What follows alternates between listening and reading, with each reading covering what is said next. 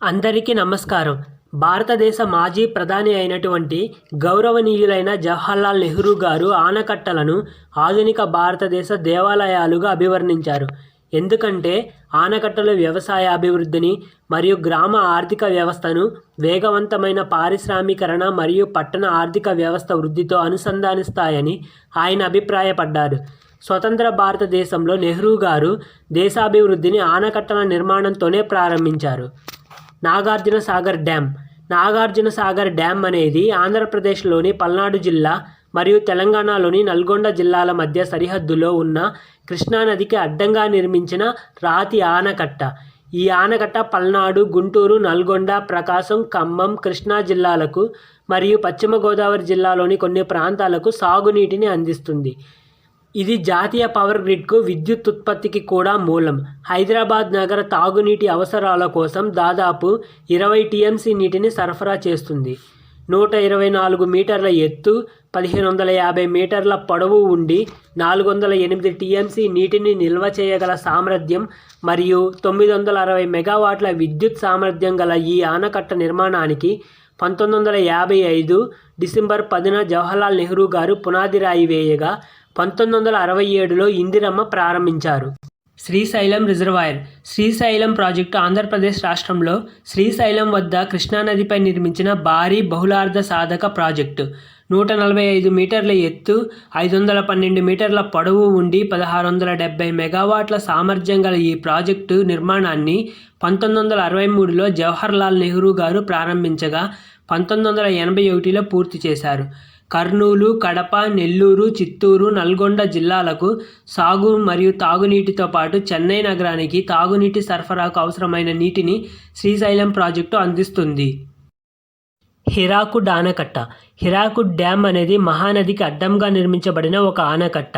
ఇది భారతదేశంలోని ఒరిస్సా రాష్ట్రంలో సంబల్పూర్ నుండి 15 కిలోమీటర్ల దూరంలో ఉంది. ఇది భారతదేశంలో అతి పొడవైన ఆనకట్ట. దీని ప్రధాన ఆనకట్ట పొడవు 4.8 కిలోమీటర్లు. డైకెస్లతో కలుపుకొని మొత్తం పొడవు 25.8 కిలోమీటర్లు. ఈ ఆనకట్ట ఎత్తు 60.96 మీటర్లు. విద్యుత్ సామర్థ్యం 347.5 మెగావాట్లు. 2,35,477 హెక్టార్లకు సాగునీరు అందుతుంది. ఇది భారతదేశం యొక్క స్వతంత్రం తర్వాత ప్రారంభమైన తొలి ప్రధాన బహుళార్థక సాధక నదీలోయ ప్రాజెక్టులలో ఇది ఒకటి. ఈ ప్రాజెక్టు నిర్మాణం 1948లో జవహర్లాల్ నెహ్రూ గారి చేతుల మీదుగా ప్రారంభించగా 1957లో అన్ని పనులు పూర్తి చేసుకొని నెహ్రూ గారి చేతుల మీదుగానే ప్రారంభించబడింది. బాక్రా నంగల్ డ్యామ్ అనేది ఉత్తర భారతదేశంలోని హిమాచల్ ప్రదేశ్లోని బిలాస్పూర్ జిల్లాలోని బిలాస్పూర్ సమీపంలోని బాక్రా గ్రామంలో సట్లెజ్ నదిపై ఉన్న కాంక్రీట్ గ్రావిటీ డ్యామ్. ఈ ఆనకట్ట ద్వారా నింపబడిన బాక్రా కాలువ పంజాబ్, హర్యానా మరియు రాజస్థాన్లోని 10 మిలియన్ ఎకరాల పొలాలకు సాగునీటిని అందిస్తుంది. ఈ ఆనకట్ట ఎత్తు 226 మీటర్లు, పొడవు 520 మీటర్లు, వెడల్పు 191 మీటర్లు. ఈ ప్రాజెక్టు నీటి నిల్వ సామర్థ్యం 266.70 టీఎంసీ. విద్యుత్ సామర్థ్యం 1325 మెగావాట్లు. 1948లో ఆనకట్ట నిర్మాణం ప్రారంభమైంది.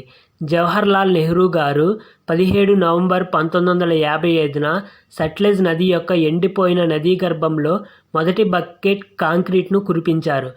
ఆనకట్ట 1963 చివరి నాటికి పూర్తయింది.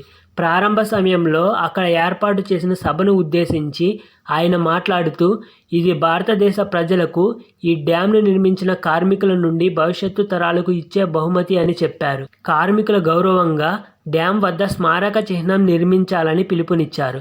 1963 అక్టోబర్లో బాక్రా నంగల్ ప్రాజెక్టును జాతికి అంకితం చేసిన వేడుకలో ప్రధానమంత్రి నెహ్రూ గారు ఇలా అన్నారు: ఈ డ్యామ్ మానవజాతి ప్రయోజనం కోసం మనిషి యొక్క అలుపెరగని శ్రమతో నిర్మించబడింది. అందువల్ల పూజలకు అర్హమైనది. మీరు దీనిని దేవాలయం లేదా గురుద్వార్ లేదా మసీదు లేదా చర్చి అని పిలవండి. మీ అభిమానాన్ని మరియు గౌరవాన్ని ప్రేరేపిస్తుంది అని అన్నారు. ఈ విధంగా ఎన్నో ఆనకట్టల నిర్మాణాన్ని నెహ్రూ గారు ప్రోత్సహించారు. ఈ ఆనకట్టల వలనే దేశంలో ఎన్నో గ్రామాలు అభివృద్ధి చెందాయి. వ్యవసాయ రంగం అభివృద్ధితో పాటు వ్యవసాయ రంగానికి అనుసంధానమైన పరిశ్రమలు మరియు వ్యాపారాలు అభివృద్ధి చెందాయి. ఈ ఆనకట్టల వలనే భారతదేశంలో వ్యవసాయ రంగం అభివృద్ధి చెంది ఆహార కొరత తీరడంతో పాటు ప్రస్తుతం విదేశాలకు ఆహార ఉత్పత్తులను ఎగుమతి చేసే స్థాయికి ఎదిగాము. ఎంతోమందికి ఉపాధి లభించింది. అందువల్లనే ఆనాడు నెహ్రూ గారు ఆనకట్టలను ఆధునిక భారతదేశం యొక్క దేవాలయాలుగా ప్రకటించారు. అంతేకాకుండా ఆనకట్టల వద్ద నిర్మించిన జల విద్యుత్ శక్తి కేంద్రాలు ఉత్పత్తి చేసే విద్యుత్ శక్తిని ఉపయోగించుకొని ఎన్నో కుటీర పరిశ్రమలు, భారీ పరిశ్రమలు మరియు మధ్య తరహా పరిశ్రమలు అభివృద్ధి చెందాయి.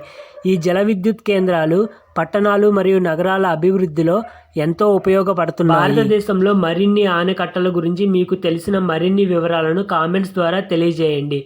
మరియు ఈ విశ్లేషణ నచ్చినట్లయితే వీడియోని లైక్ చేయండి, షేర్ చేయండి మరియు కిన్నెర సాని ఛానల్ని సబ్స్క్రైబ్ చేయడం మర్చిపోకండి. ధన్యవాదాలు. జై హింద్.